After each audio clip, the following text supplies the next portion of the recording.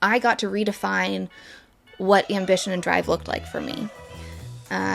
No longer was it ambition and drive with the focus of for other people, but ambition and drive for myself. Hello and welcome back to another week of Calling in Sick. I'm your host, Alex Wildeson. It has been a week. Last week we had Kwame on the show, which was a treat in and of itself. He is a phenomenal human being, just like a beacon of hope and joy and positivity and also like authenticity, which I really appreciate. And from that episode to today, I have been procrastinating so hard on recording my solo episode. I don't know what it is, but over the last 6 years, I have become a little bit of a procrastinator. Now, I think if you would compare my version of procrastination to someone else's, to Cooper's, it's different. But from Kwame's episode to today, the night before IVIG, I somehow did not find the time to record this solo episode. So I am swinging it right under the gun right before IVIG like I do every single time I have IVIG, just to add that little layer of stress into my life. Sometimes we perform under pressure better. Anyway, I've been procrastinating. And that is what this whole episode is going to be about. Procrastination and ambition and how that changes when you start to get sick. But not necessarily a bad thing. So I'm going to share with you guys a little bit about old Alex, pre-vasculitis Alex, still autoimmune Alex, and Alex now, who you guys know. And I think we'll digest and therapize from point A to point B together to hopefully draw some conclusions on why I am now okay with procrastinating a little bit. And one of the main things I'm super excited about for this episode is as I was digesting everything, I think I have found a way to redefine ambition and kind of that drive to redefine ambition and drive so that I don't feel like I've lost that part of me. It's just transformed a little bit. But more on that later. First, housekeeping like we do. If you can please follow, like, and subscribe, that would mean the world to me. And this week, if you don't mind, I would love for you to drop in the comment section. I want to know how you guys have experienced ambition and drive and if that's changed from before you got sick to after you got sick, and where do you sit with that now? I think we can all help each other out. Free therapy in the comment section this week. We'll get from point A to point B, one way or another. Speaking of getting from point A to point B, let's talk about my Alex's picks of the week, which will most certainly help you get from point A to point B. First one is Hilma's supplements.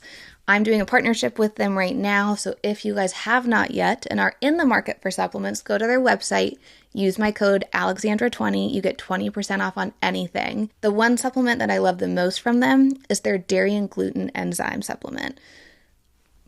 I'm going into IVIG week.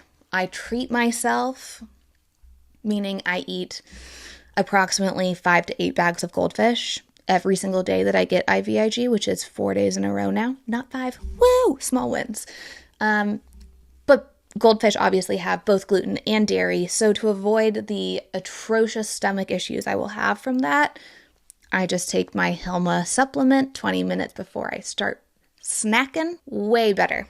Way, way, way better. So if you have any issues with gluten or dairy, or you need some fiber supplements or some bloating supplements or anything like that, Hilma is the one that I go to for all things gastro. Check out the description for the link, and again, that discount code is Alexandra20. Second pick of the week is a snack. They're called DoBites. I don't know if you've heard of them. They are excellent. They are free of the top, I think 9, maybe 11 allergens, including like in the kitchen, no cross-contamination, nada. I don't usually have a sweet tooth. I'm usually a salty girl. But since I've been on prednisone, which is almost a year now, I have developed a sweet tooth. It is sometimes hard to find little sweet tooth things that check every single dietary restriction box. So historically, I've usually turned to eat something that will make me feel shitty afterwards. You guys probably saw my cupcake post on Instagram and TikTok the other week. What you did not see was that I had a massive rash all over my face, ulcers in my mouth, horrible nausea, stomach pain for like 3 days following eating those cupcakes, which had both gluten and dairy. Sad. So I'm trying to be a good girl now. And what that means for me is trying to find a sweet treat that does not have gluten and dairy, does not have peanuts or tree nuts because I'm anaphylactically allergic to those things. That kind of limits the options. But then I found DoBites at Whole Foods, Central Market if you're in Texas too. Phenomenal. They're tiny, so you can eat 1 or 5 and not feel guilty about it. Chocolate chip cookie dough on the inside, wrapped in a chocolate casing. That one is my favorite. I know they have a lot of other options. I don't have a discount code for you guys. I will try to work on one because they are so good. And everyone deserves to have a DoBite. And that transformation from eating the cupcake that has gluten and dairy to finding an alternative dessert that has no gluten or dairy or my allergies, that is called growth. And that is what we are going to be focusing on in this week's episode, especially in regards to ambition and drive. Okay, so as I mentioned earlier in the episode, I have been procrastinating, and that is not a personality trait that I'm used to. You guys know this version of Alex, who is a bit more laid back and is actively trying to break up with her self-worth being so deeply tied to how productive she is. But what you don't know is the really intense version of Alex that used to exist before I got sick. I was someone that lived by my to-do list. And honestly, I shouldn't even use the word to-do list because if there was something that needed to get done, it was immediately getting done with a very intense sense of urgency that was probably palpable to other people and probably unpleasant looking back. I was very action and execution oriented. I valued myself on my productivity. I valued other people on their productivity. Now, being action-oriented and an execution queen is not a bad thing, but at the degree that I was that, it wasn't excellent. It was very helpful for being an investment banker and being a finance girly, though. But when I got sick, it got harder to kind of keep up with that version and that identity of myself, and I realized I had this fear of who was I going to be if I wasn't this super reliable, action-oriented girl that was ambitious and had huge drive. Getting sick, I think, strips that away for a lot of us. And it's easy to get lost in the grief of, why can't I go back to that version of me? Why can't I do this anymore? Who am I without that? And there's a lot wrapped up in that, I think, is this underlying fear of who am I if I'm not letting the world outside define who I am. If I actually were to sit down and block out Western culture that is, you get a job, you work hard, you get promoted, you blah, blah, blah, blah, blah, and instead sat and thought about what is important to me. Those are really tough conversations to have with yourself when you're in your early 20s. Which is when a lot of us started getting symptomatic or got sick. I guess what I'm trying to say is if you have felt like your ambition or drive has suffered or changed or completely disappeared since you've gotten sick, you're definitely not alone in that feeling. But I have some ideas for us because I don't think it's actually a loss. So you guys have heard me say this time and time again, but there is not a box that chronic illness people fit nicely into. And so these kind of roles we take on, if you will, be it in corporate America, in family settings, in friendship settings, in relationships, it doesn't really matter. We're always striving to be this version that works for everyone else. Essentially, we cosplay as a healthy person so that we can actually have a life and a living in this world. And y'all know that last year was a big shakeup year for me. But before that, I chased that corporate America white picket fence dream so hard. And as my symptoms got rougher and rougher and the treatments ramped up, it was like having a mirror getting held up to me every single day saying, you're not that ambitious girl anymore. You don't have that same drive anymore. You can't be that same person. And it was just a compounding frustration of not feeling enough all the time, which is hilarious because I think from the outside looking in, it looked like I was this girl that was able to balance it all and do it all. I had a job. I had a healthy marriage. I was getting treatments, but a good attitude. But that was just what everyone saw. And what nobody saw, besides the people very close to me, is that I was struggling so deeply, not just physically, but emotionally and identity-wise of who am I if I'm not this version of Alex I've always been. And that was kind of heartbreaking, candidly. I think there's a lot of grief and a lot of fear that come with the undoing or unbecoming that is chronic illness, that is the chronic illness transformation. We simply just cannot be who we were before we got sick. And I know that that's hard to hear. Like, that's a tough pill to swallow. It is also the most liberating thing in the world. You can break up with any parts of you that don't serve you. The parts of you that maybe you built up and are a mask and aren't even the real you. So when I look at my life and I think of this Alex who I was before and who I am now, one of the things I'm so happy with that I've broken up with is this North Star of urgency. Having to get the to-do list done immediately, responding to emails within 15 minutes, zero inbox policy at the end of every day, no text message left unresponded to.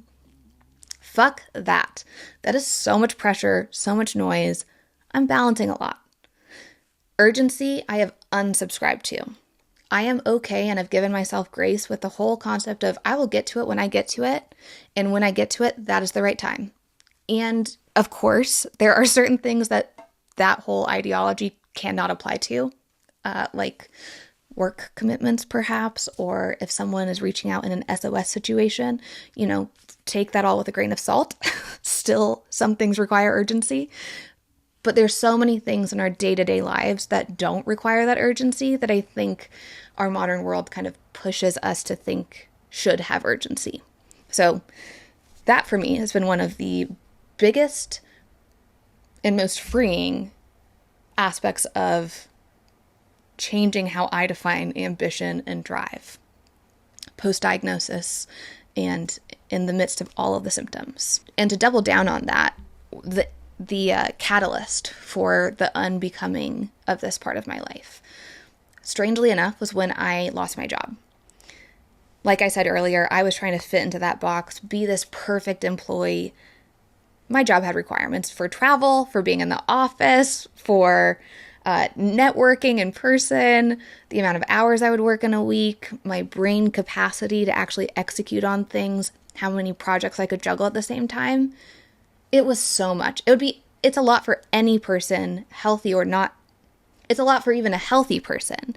So you layer in 5 chronic illnesses, all of the symptoms and treatments. It's like, why the hell was I trying to fit into that? That wasn't going to serve me. I wasn't getting crazy accommodations. That wasn't for me. So when I lost my job and ultimately then launched my own company and teamed up with my sister to launch a consulting firm, I got to redefine what ambition and drive looked like for me. No longer was it ambition and drive with the focus of for other people, but ambition and drive for myself. And that kind of pivot of, hey, I'm going to do this for me, not because someone else told me to, changed everything. I think that also helps me understand when to prioritize things, when to have urgency. So now working for myself and with my sister, I have redefined what being a good worker is or good employee. It 100% means unsubscribing from urgency in every aspect. I have to lead by example. I want everybody that works with me, client or coworker, to always feel like there is space. There is space for failure, there's space for growth, there's space for learnings, and space for wins, of course, too. But that there's space to just be human, and that you don't have to give it your all, 100%, every single spoon to your job or whatever project we're working on together. Instead, I want you to show up and give what you can and what you want to, and that's enough. That's the second kind of aha with this transition for me, is that there is enough, that there is not that big of a difference between good enough and perfect. It's probably 10%. And good enough for me probably comes across as perfect to somebody else. So if I am trying to look at my whole life and world and restructure what I value and how I value myself, that was another really important North Star switch, was to see this good enough as still an A+. The third thing that this has allowed me to do is to not put the pressure on executing on every single thing every single day. I now prioritize the highest impact, biggest bang for your buck things that I need to do on a to-do list and try to focus on those things. And I also know that those things don't have to get done immediately. It can be a drip. You can do a little bit every day. Small wins build with momentum. No, what's the saying?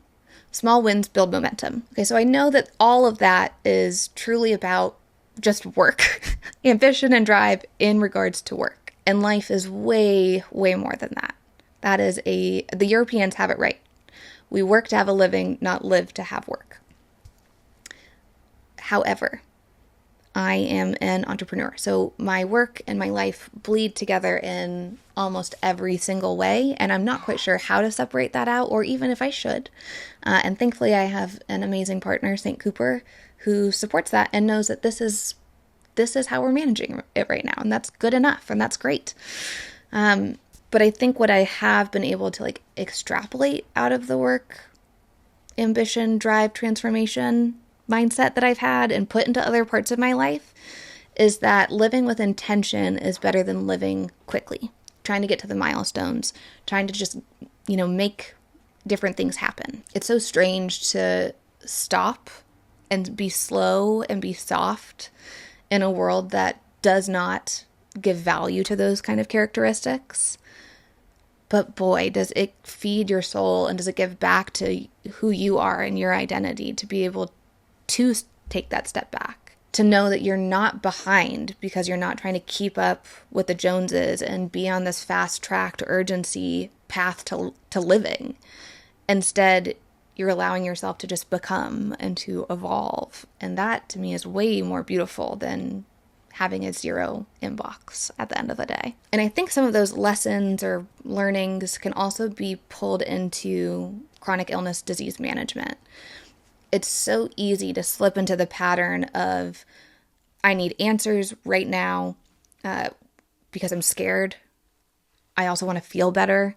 It's so easy to slip into, I don't have a diagnosis name. How can I explain it to others? And then that becoming the North Star hyperfixation instead of feeling better. Or even, if I'm not always trying to level up and take care of myself better, will I ever get better? All of those things are essentially to please and accommodate others instead of ourselves, which is a catch-22 because, of course, some of those things will actually help us feel better and hopefully get to a better place. But it puts so much pressure on us. And yes, we should have drive and ambition to feel better, but when you put pressure on yourself to feel better, it's almost impossible to feel better. It's like someone coming up to us and saying, hey, to be in pain, you should just stop being in pain. Stop thinking about being in pain. That's ridiculous. I think all of us can agree that when you're in pain and at this crisis point, the best thing to do is to stop and be slow and be soft. So thinking about chronic illness management, instead of always chasing the next appointment, the next diagnosis to capture XYZ symptom, to try out the next wellness tech thing, just give yourself a break and pause. We live in a world that prioritizes burnout culture. And because we are these people that don't fit into a box that the world has for everyone else, we might as well make our own box that has nothing to do with burnout culture and has everything to do with having softness and slowness and the duality of still having ambition and drive and wanting to get better, be that in health or relationships or business. Because softness in my world and in my book is not a failure.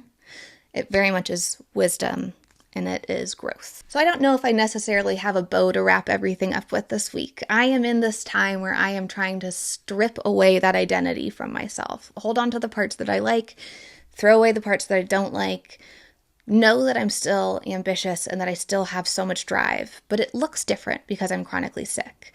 And that's okay. It should look different. I'm chronically sick. I know that ambition and drive for me can't be I know that I have to redefine ambition and drive in order to keep going, to not burn out. I can't be the ambitious and driven Alex who I was before I got PIN. But I also don't really love that version of her.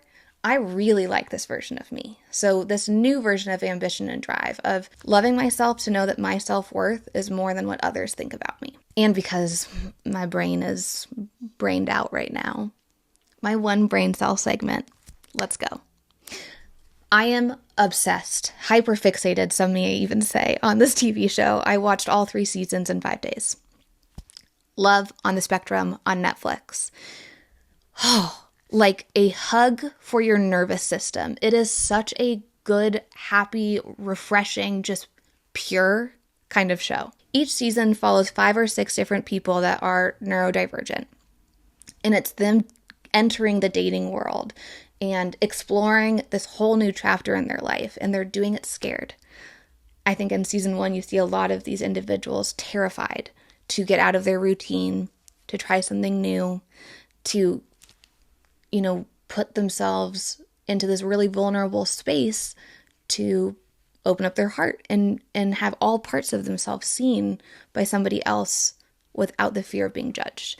It is so beautiful. Watching it, I was like, oh my God, like sobbing, crying for so many different reasons. And I think it's really refreshing to see people on the TV screen that are showing up 100% authentically, truly as they are, asking for what they want, having their non-negotiables sternly and staunchly because they know that that's what brings them joy and happiness, and not masking for other people. Of course, it's a feel-good show, but it also is a show that inspires you to just live who you are, and I think that's incredibly beautiful. So if you're looking for something cozy and like a warm hug, and also you're down to cry a little bit from joy and grief and every single human emotion, 10 out of 10. I recommend this show. It is so amazing. I now follow all of them on TikTok and Instagram, eating up their content. I want more. And I am excited to hear what you guys think about the show too. And on that note, it is time for me to go and make my list of what I'm going to watch tomorrow during my 5-hour IVIG infusion. And I guess not just tomorrow. I'm going to try to figure out what I'm going to watch the rest of this entire week. I've got 4 days ahead of me. Wish me luck, low side effects, and hopefully some sleeping. I love you guys so much. Thank you for being here with me every week, helping me unfold different parts of my brain and my identity and my life, and help me change how I see the world too. I love you all. So thank you for being a part of this Calling in Sick family. Thanks for spending your Monday with me, or whatever day of the week you're listening to this on.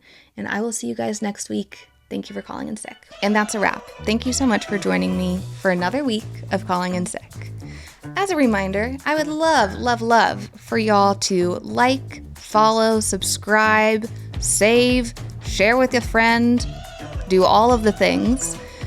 It truly helps grow this community, and it helps these episodes reach the people that need them the most, whether that's for an educational piece, to have a little laugh, or to not feel so alone. As a reminder, Calling in Sick sits on YouTube, Apple, and Spotify, and anywhere else where you can find your listens. From the bottom of my heart, I absolutely love you guys. Thank you so much for calling in sick with me every Monday. It's been an honor and a pleasure so far, and I can't wait to continue. I can't wait to continue building this community with y'all.